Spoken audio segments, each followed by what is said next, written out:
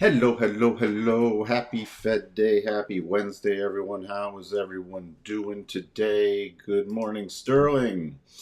Good morning, John. Good morning, Mark. The regular Mark, you're become a regular now. Would you putting in the stuff? May's off the table. June is getting questionable. I agree. I don't know. They need some really dovish prints. Some really dovish prints to start cutting in June. Good morning. McRangers. Good morning, Patrick.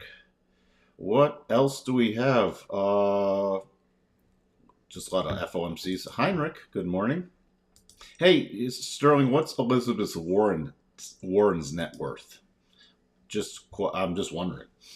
Daniel, good morning. Hey, Richard. Good morning, Anissa. Richard isn't a fan of Elizabeth Warren. All right. Well, if you want free markets, I would not be much of a fan of Elizabeth Warren either, but we don't really seem to have much free markets anymore. We seem to have corporatism and whatever else you want to call it. It's just a mess right now. But that being aside, we had the rally yesterday. We finally broke out the tick, got stronger throughout the morning, and we got a nice little breakout back to the 87.5% harmonic. What else? We had the mortgage rate stuff out this morning. Nothing really shocking there. Very quiet day besides the Fed. We have crude numbers, oil starting its pullback ahead of the EIA numbers. So remember, those are at 9:30 Central. Then 1 p.m. Central, 2 p.m. Eastern, we had the decision. And then we have the Powell press conference at 1:30 Central, 2:30 Eastern. So that's the big time. We're going to get the volatility in there. I mean, it's a locked in pause. It's just going to be how everything is interpreting how many cuts for this year, whether 3 are still on the table, when the first cut will happen, and the dot plots, which are released 4 times a year, and this is the first one. So this will be the first one since December. What else do we have? What else? Who else is here? Hello, Charles. Hello, Christoph. All right, Intel, get it. Here you go. Corporatism. From the CHIPS Act, Intel, I forget how much, but them getting a big chunk of money from the government, picking winners and losers. This is all just a joke. But Intel's up on that, so if you've been a bull on Intel, you can't complain with that. Tesla up a bit.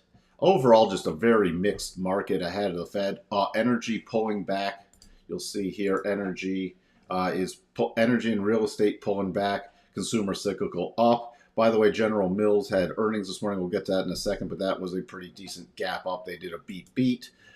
On the Fed front, you have a pause for this meeting, a pause pretty much priced in for May. It will be interesting to see if this drops at all, but unless the Fed comes out or Powell comes across pretty dovish, that should stay with a pause. 55 to 40 for June, so that's the one I'm going to be paying very close attention to. And fear and greed, still at the upper end of greed. Again, we had General Mills was a beat, still able to pass a fair amount of inflation area aspects on to the consumer. Micron, after the close, will still be overshadowed by the Fed, but Micron for the chip sector, important after the close today, KB Homes. And then remember, tomorrow, after the close, you got Nike, Lululemon, and especially FedEx. So, where do we sit now? All right. Again, stalling out at that 87.5 harmonic. Who else is here? Hold on. All right, we have General Mills. Thank you for putting that in. 117 versus 105. Sales 5.10 versus 499. Stock of up about 4%. Take a look at GIS. Formed a longer-term double bottom and is gapping up in the weekly, monthly double bottom trigger area after earnings. So we'll remind me after we get through this stuff. That's not a lot of people trade that, but we'll take a look at it. Good morning, Legion Reaver. Oh boy. So today, I mean, the key area I'm watching is 52.45. 52.45. And, this is going to be a lower probability double. You see right here a lower probability double because we're going into a Fed meeting, but could it play out before then? Sure. You know, if it does roll over, I would personally be, this is where I'd be a little more aggressive on the downside with moving stops down. Other than that, on an upside breakout above 52.45, we're looking at about 52.50. And then the highs back from Friday the 8th, which are right around 52.57. The next key harmonics, 52.70 roughly, and 52.82 to the upside. So that's the key levels you can see here from the upside to watch for. At least that's what I'm watching for. Remember, it keeps holding the rotation zone. It keeps holding the rotation zone. By the way, I'm on with Ninja Trader at 11 Eastern, 10 Central. So if you want to tune into the Ninja Trader webinar, I'll be on there in case you want to see anything else I have to say. On the bigger pullbacks, especially with Fed volatility and everything else, I mean, everything's still shrugging it off. But I'll be watching, on the flip side, I will be watching the reverse harmonics. Pretty much, I don't know where we'll go, so this could get lowered, but I'm really going to be watching around 51.95. 51.95 on today's closing basis. If we do break below that, roughly around 51.82, then 51.70 to the downside. That's really what I'm paying attention to right now, to the downside. So NASDAQ key area, still the key area that it hasn't really been able to get much traction above is this 18,350. So that's, I'm still watching 18,350 to 18,435. If we start after the Fed getting a close above 18,435, I'll start watching for the higher harmonics, the 18,520, then 18,605. Those will be the next magnet prices higher. If we cannot, this is the rollover zone, remember, between the 50 and the 62.5. So then I'll be looking for those lower prices and the breakdown. 18,175, 18,1, and then we have the major support back at 18,000. You lose 18,000, you have 17,925 and 17,835 are the key levels below. On the bigger picture, still we have this channel, but if this pullback channel, see, there's that 62.5, that will really, if you get the key close above that, with the breakout of the channel, then I'll really be watching for a retest of those highs from Friday the 8th. All right. So the rotation zone flattening out, only one close below it. But still, this puts me, maybe I'll get to touch on this in a little more in the Ninja webinar. That's why I'm looking for that follow through above the 62.5. Otherwise, I'm more sticking with a neutral bias, at least in the short term. The Dow running back up, hitting that 75% harmonic yesterday, stalling out there. So we break above about 39,545, 39,550, 39,617, then the highs back from the 14th of March. Below here, little key support area I'm watching is about 39,450. We break below that, 39,375, then 39,292, then majors 39 about 130. But the overall bigger pattern, you do have a potential double top, even if this rallies up a bit more. Double top if it breaks out. The reverse harmonics on the minor area, the 39,860 area. The more significant harmonics from the last pullback gives us a cluster. Look at that, 39,851 to 39,860. So on any breakout higher, if it takes out the 14th high, there's your key level, personally, that I'd be focused on. The Russell, still barely clinging. See, we dropped below it, then rallied back up yesterday, but this is a significant level, 2050. A break below 2050, we're still looking at 2030 area, then very key support 2020. Below that, you have 2013, and the line in the sand is 1986. Breakout level needs to get above 2068, really. Then I'm looking for a return to about 20.95. VIX, again, pullback yesterday with the strength of that move surprised me. I mean, yesterday we had, let me just jump back to the S&P. So we had this little breakout above here, and then we had some momentum building, little return to the 15-minute rotation zone, and then a run up. And if you were looking at the tick, let me just jump to that because I just want to show, I've shown this pattern before. But yesterday, you see this. You see really the making, you know, the higher stair-stepping lows and then breaking up to make the highs. Then pulling back during lunch, and then you got the pullback to the 15-minute zone. But there's some bigger spikes down during that pullback in that 15-minute rotation zone, but you also kept having spikes up higher. So this was the bullish breakout setting the stage. Then you got the momentum rising up, and you got a couple decent-sized, nearly major buy programs coming off. Not super strong, but decent-sized. So just wanted to point that out. DAX. Oh, back to the VIX real quick. Again, still 1450 and 1375 are the key levels. The DAX, still 18,330. We break above here now. We finally got some bigger pausing area. If we go all the way back here, we have the longer term pause now. Oops. So the little longer, the next major area, if the DAX keeps going, is about 18,560. Notes. Not much to talk about besides the channeling double still not invalidated. Back today, if we head lower, back to 109.19, then the major level, and that would require a major drop. Not really expecting that today, but 109.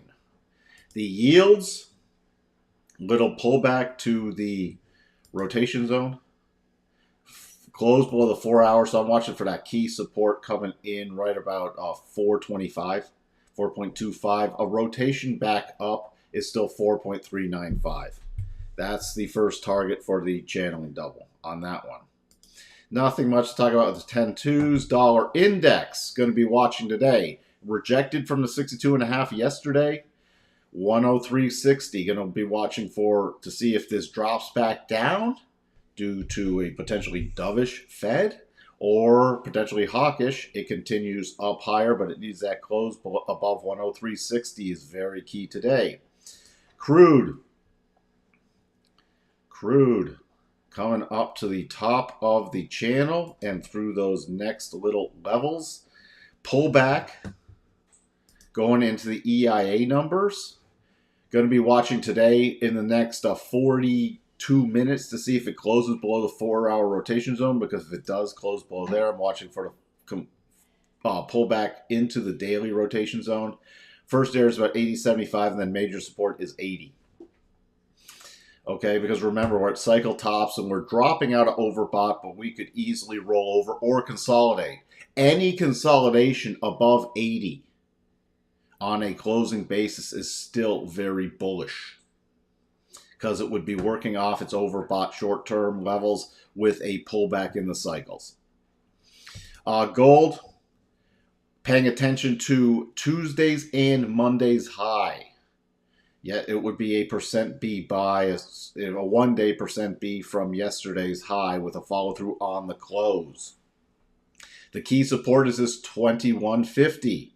We break below that, I'll watch for the further pullback into the rotation zone closer to 2130. All right. But on any bullish move up, remember yesterday's high is what I'm watching. Silver, it'll be interesting to see. This could be a rotation move up, so keeping an eye on that. After with the Fed, depends on hawkish or dovish. Copper finally pulling back to the rotation zone. The prior 62.5, now going to be paying attention to this. The key line in the sand on any further pullback is now rightfully 395. You don't want to lose 395 from a short-term standpoint.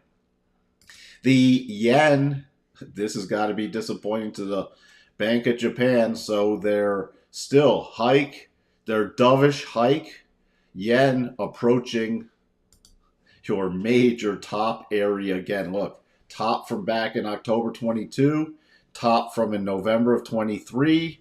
Now this is intervention territory. Are they going to be forced to intervene or not? If they do not in the short term, 153.35 and then 154.82 if they do not intervene. But paying very close attention to this area up here for the yen. So euro, paying very close into this too. Yesterday hitting that 50% harmonic and closing, still a down close, but a bounce up close and retesting it this morning. Hawkish Fed, watching for the key, if this breaks down, watching for 108. That was the prior area from the end of February, beginning of March. Especially going to be watching that on a closing basis. If we get dovish Fed, going to be watching on a bounce back above and a follow through close above 108.73, 108.80 area. Okay, it's got to follow through up above there. So those are the two key levels I am watching right now with the euro. Spiders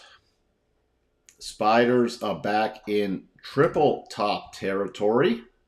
Double.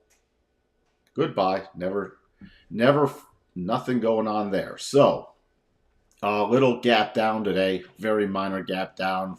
515.71 to yesterday's close, which is the 75% harmonic. Above that, 516.96. Above that, the highs from the 8th.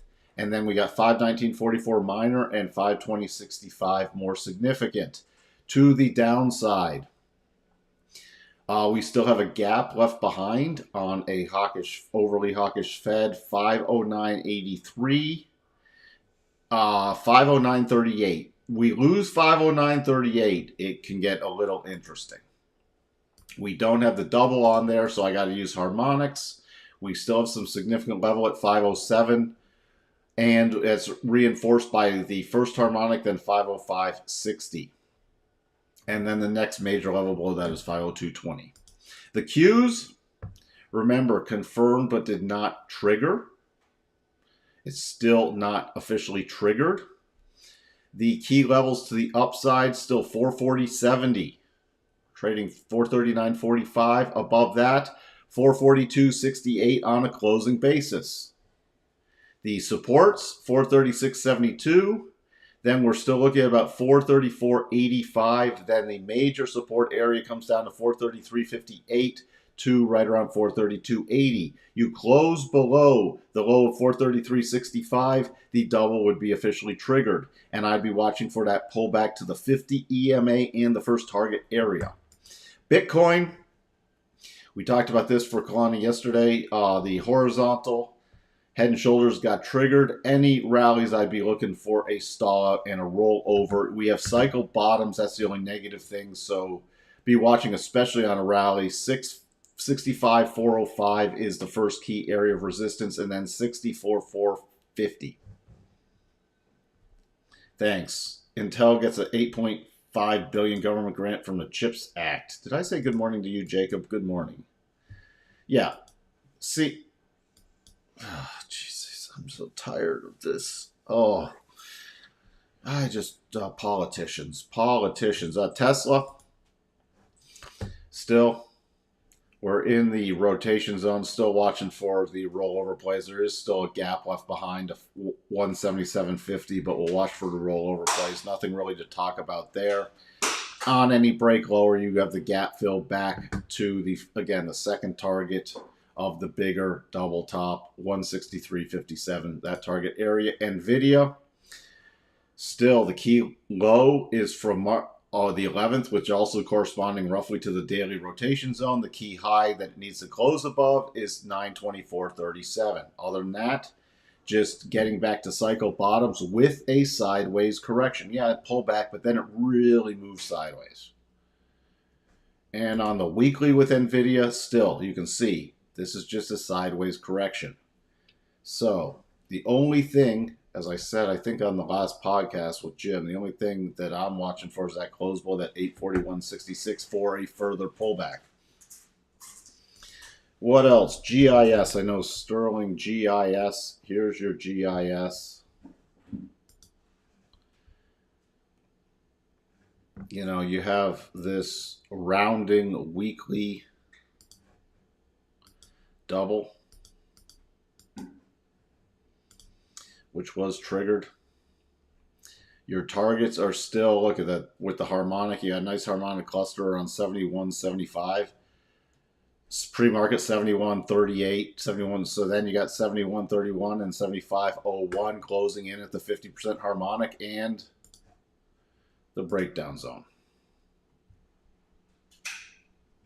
That's in the short term. So Intel, let's just glance at Intel. Glancing at Intel's pretty much, you know, you have the little mini double top, and second target has held so far. Second target has held so far. But still, I mean, it's getting a slight bounce, but this could still easily play out that final target and the daily 200 area.